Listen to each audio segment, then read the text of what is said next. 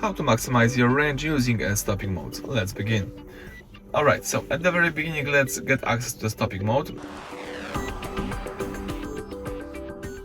Let's use the car icon right here, then choose dynamics, and here we've got the accelerations, as you can see right here, and the stopping mode. So right now we are just interested in stopping mode.